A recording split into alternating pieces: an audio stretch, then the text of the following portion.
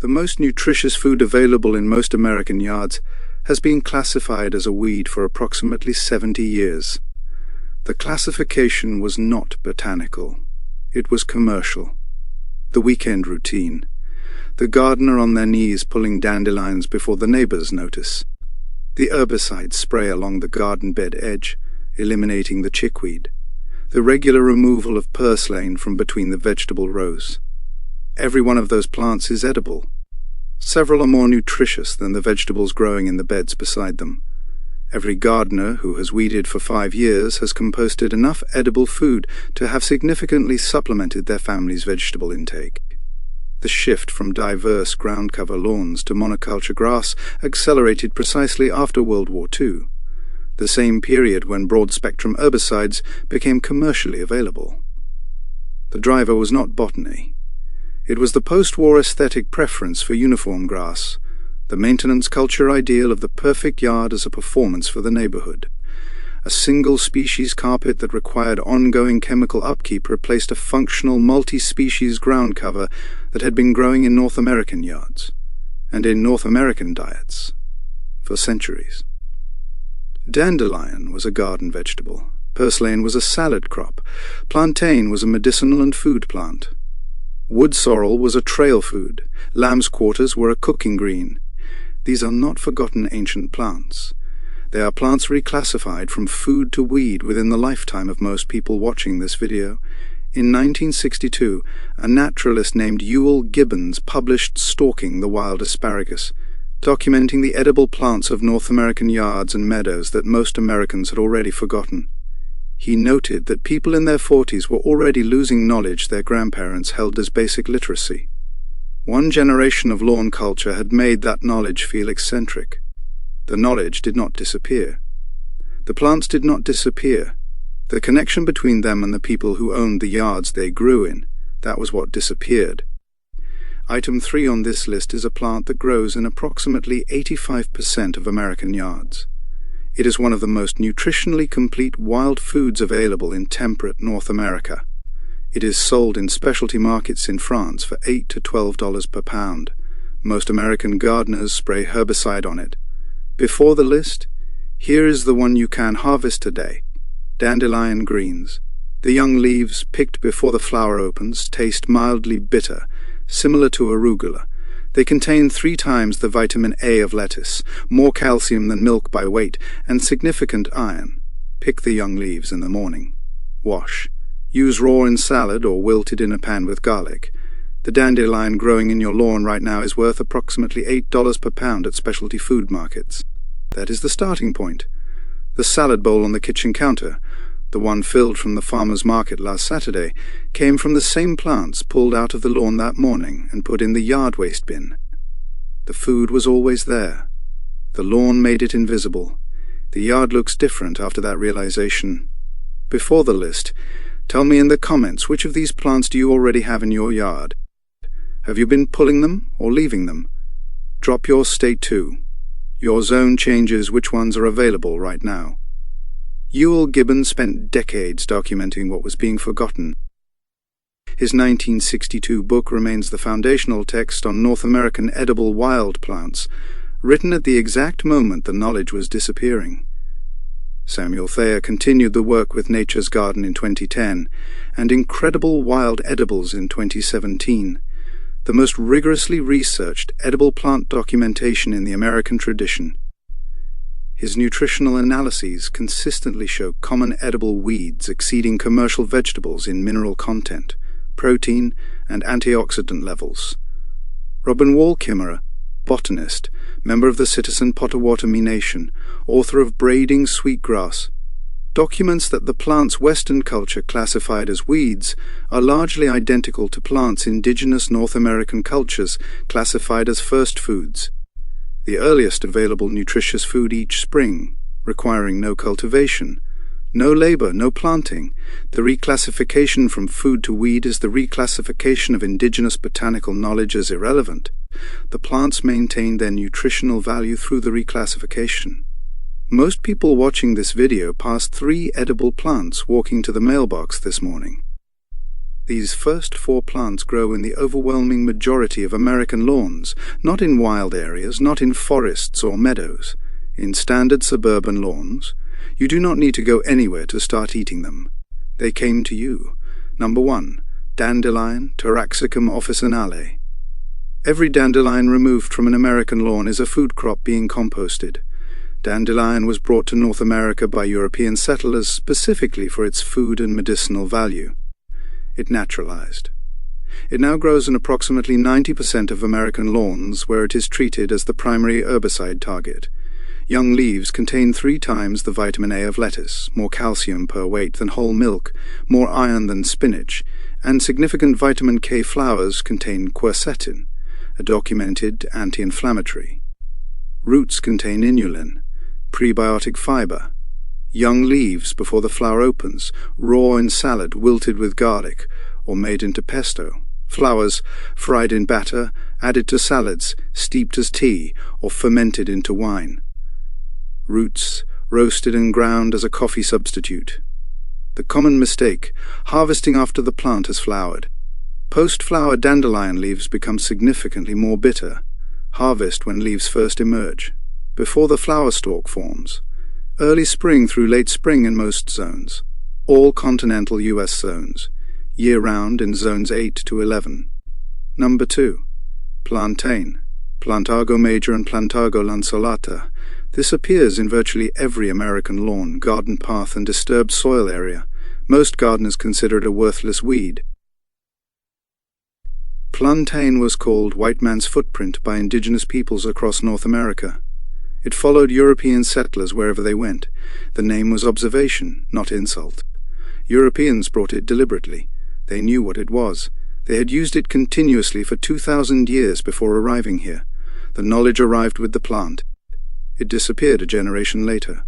High in calcium, potassium, and vitamin K, contains aucubine, a documented anti-inflammatory. The seeds of Plantago psyllium, a close relative, are the active ingredient in fiber supplements sold for $12 to $15 per container in the standardized food system. The lawn plantain is the free version of a pharmacy product. Young leaves raw in salad. Older leaves cooked as spinach. Seeds collected in late summer and added to baked goods as fiber. Leaf used as a poultice on insect stings. Mash and apply directly. The common mistake, ignoring the seed. Most foragers use only the leaves. The seeds, harvested dry in August and September, are the most nutritionally concentrated and commercially valuable part of the plant. All continental U.S. zones. One of the most frost-tolerant edible plants available. Number 3. Purslane, Portulaca oleracea, the most common garden weed in America by acreage, appearing in virtually every vegetable garden between May and October. Most gardeners remove it repeatedly throughout the growing season. It is simultaneously the single most important omega-3 source available in a temperate vegetable garden. Samuel Thayer's nutritional analysis in Nature's Garden documents that purslane contains more omega-3 fatty acids per gram than most fish consumed for that purpose. Measured per unit of food weight, higher than salmon. Raw in salads, mild, slightly mucilaginous texture, added to soups as a thickener, sautéed with garlic, pickled in vinegar. The common mistake, pulling and composting at peak harvest. Purslane is best in July and August, the exact period when most gardeners remove it most aggressively. Pull it at peak growth, rinse it, put it in the refrigerator. It holds 3 to 4 days. Annual in all zones. May through September in zones 3 to 8, year-round in zones 9 to 11. Thomas Jefferson grew purslane at Monticello as a deliberate kitchen garden vegetable. French cuisine sells it as a specialty ingredient. Mexican cuisine uses it as a primary cooking green, verdolaga. Samuel Thayer's nutritional analysis places its omega-3 content above salmon per unit of food weight. It grows in virtually every American vegetable garden between May and October. It is not stocked in any standard retail food chain. Both facts are true simultaneously. Honest question, did you know purslane was edible before this video? Because if you have a vegetable garden, you have almost certainly been removing it every July and August. Drop yes or no below. 3 plants, All of them are in your yard right now. All of them have been there every year you have been gardening. If finding out that the omega-3 content of the weed in your garden bed exceeds salmon, changed what you are going to do with it this week. Subscribe to Roots and Garden. It is free. It will always be free. Number 4, clover. Trifolium repens and Trifolium pratense, the same plant documented in the channel's Self-Sufficient Crops video as the most valuable nitrogen fixer in the garden, is also a documented edible, and a primary target of lawn care herbicide recommendations. It is growing in most American lawns right now. Red clover is high in isoflavones, plant compounds documented in peer-reviewed research to reduce certain menopause symptoms. Red clover isoflavone supplements are sold in the industrial produce system for $15 to $25 per bottle. The plant producing the same compound is outside the window. White clover flowers raw in salads. Red and white clover flowers dried and made into tea. Young clover leaves blanched and used as a potherb, mild and slightly sweet. Dried clover flowers ground into flour and used in baked goods, traditionally used in Irish food systems during the 19th century.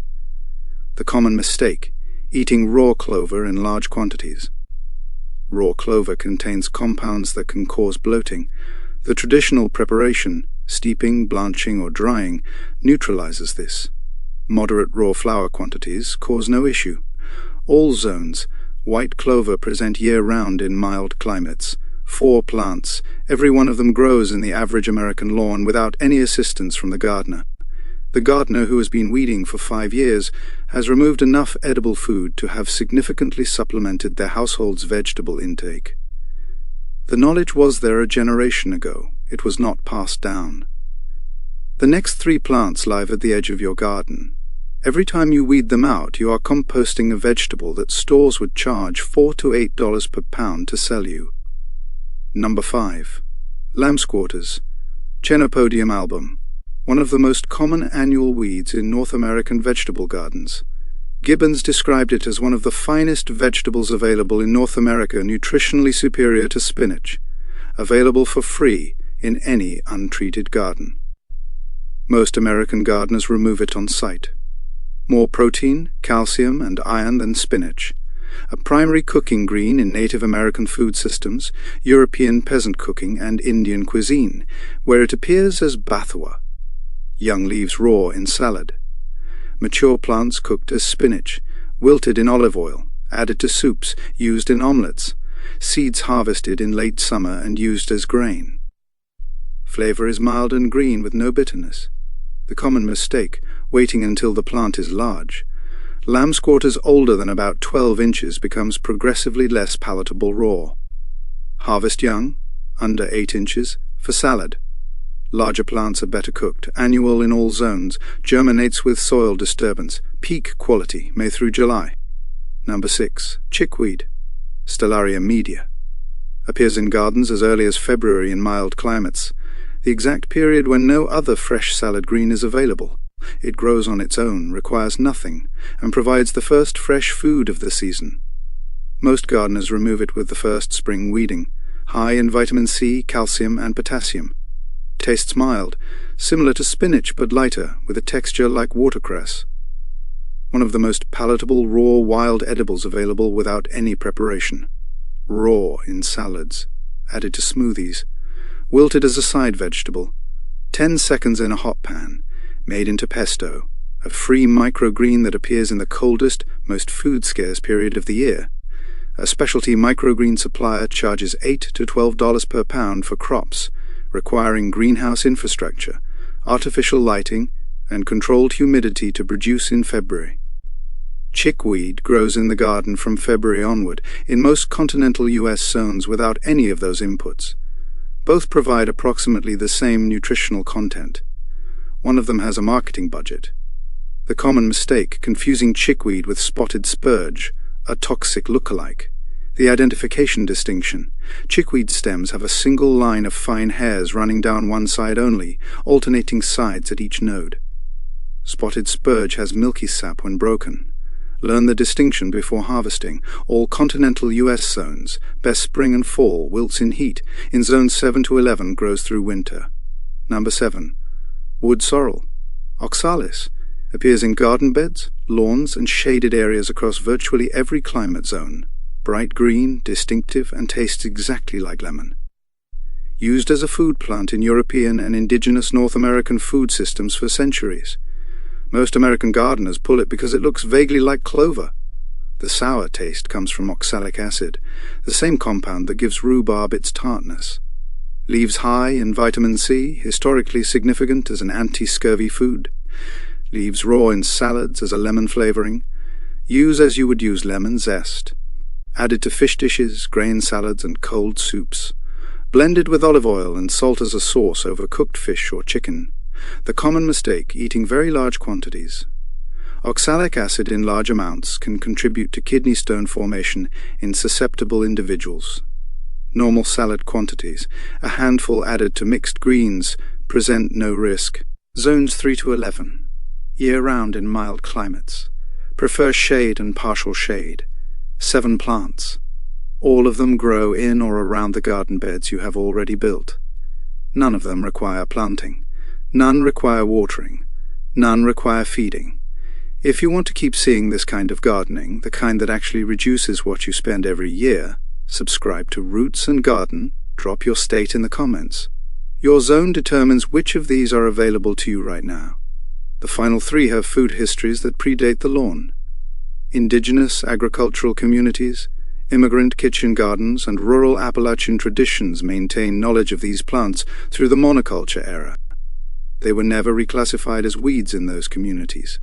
They were reclassified as weeds everywhere else. Number 8. Stinging nettle, Urtica dioica.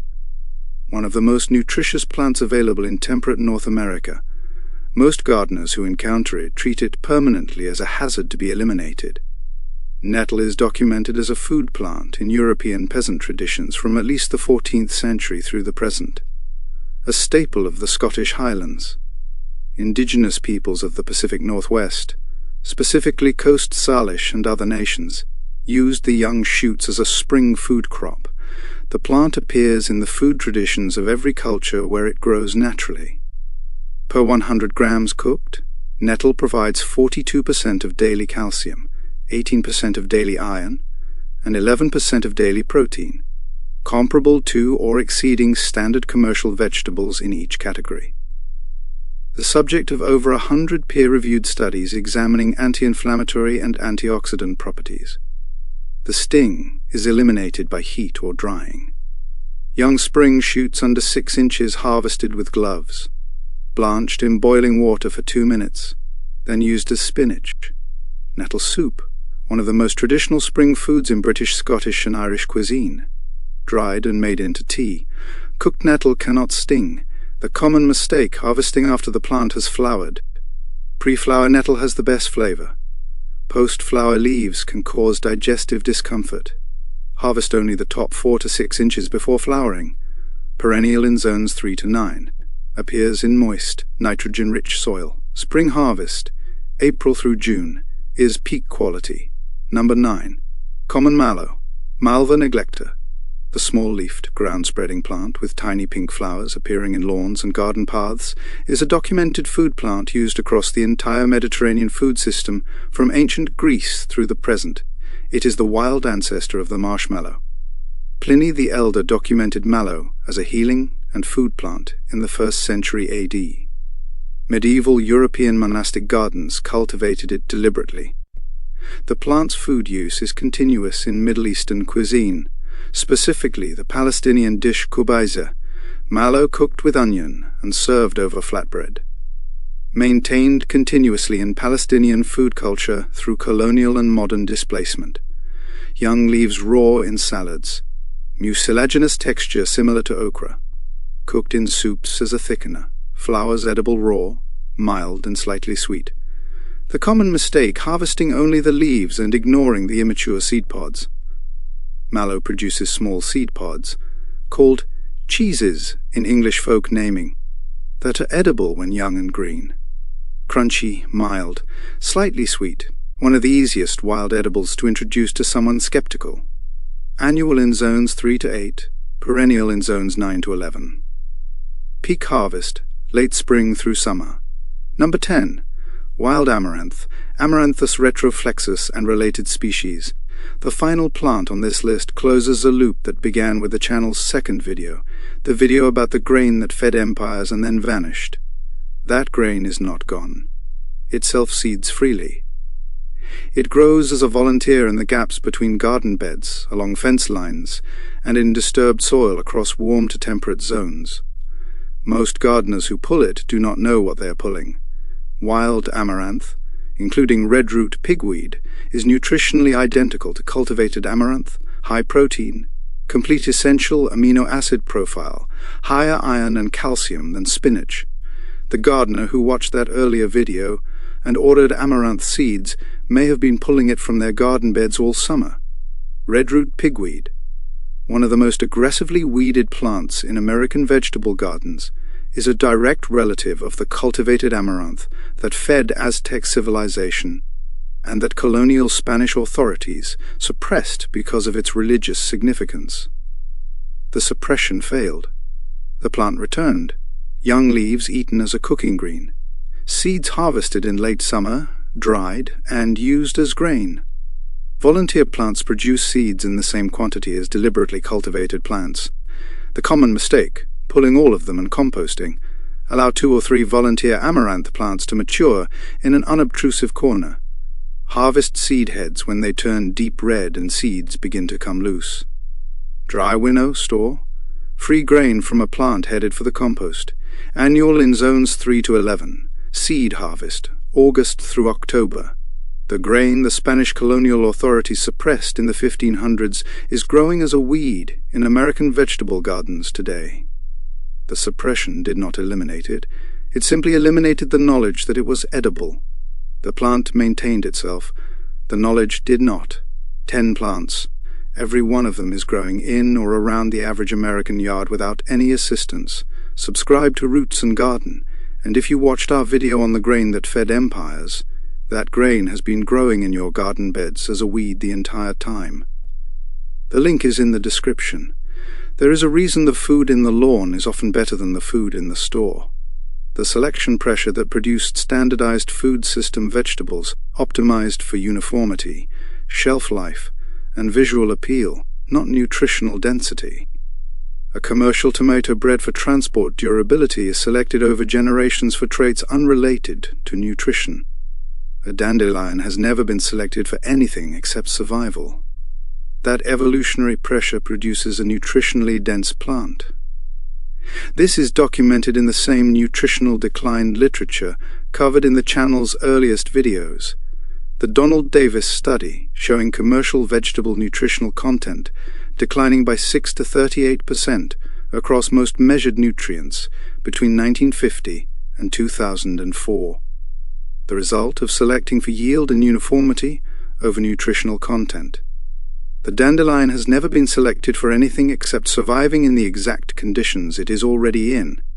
Thayer's comparative analysis in Nature's Garden documents that common North American edible weeds routinely outperform their nearest supermarket equivalents. Not because weeds are magic, because weeds are unselected. They are as nutritionally dense as they were 1,000 years ago. The lawn changed what people were trained to see. The nutritional science explains why what they stopped seeing was often better than what they replaced it with. 2 things most edible weed content does not mention. First, the harvesting calendar. The edible weed calendar is the opposite of the vegetable garden calendar. Chickweed and plantain are best in February and March when nothing else is growing. Dandelion and lambsquarters peak in April and May. Purslane and amaranth are at peak from July through September, the hottest, driest period when most garden vegetables are stressed. The weed calendar fills the nutritional gaps rather than duplicating the vegetable garden. A gardener who harvests seasonally from both has fresh edible food in every month of the growing season. Second, the identification practice. Edible weed harvesting requires plant identification confidence that takes 1 season to develop. For the first season, identify 1 plant at a time using a reliable field guide. Thayer's books or Peterson's Edible Wild Plants are the standards. Do not harvest anything unless identification is completely certain. False confidence is the only real danger. The plants on this list are not easily confused with toxic plants by a careful observer. But casual identification is not the same as careful identification. Take one plant per week. Learn it completely before adding the next. Gibbons died in 1975. The plants he documented are still growing in the same yards, the same roadsides, the same garden edges. The knowledge gap he noticed in 1962 is larger now than when he wrote. His documentation is still accurate. The plants are still there. The food was always there. The lawn made it invisible. The identification is what makes it visible again. One plant at a time. Every week the yard becomes more legible. Every week another thing that looked like a weed becomes something else. The gloves stayed hanging beside the back door. The weeds stayed in the garden. The yard was a garden the whole time. The gardener was not failing. The vocabulary was incomplete.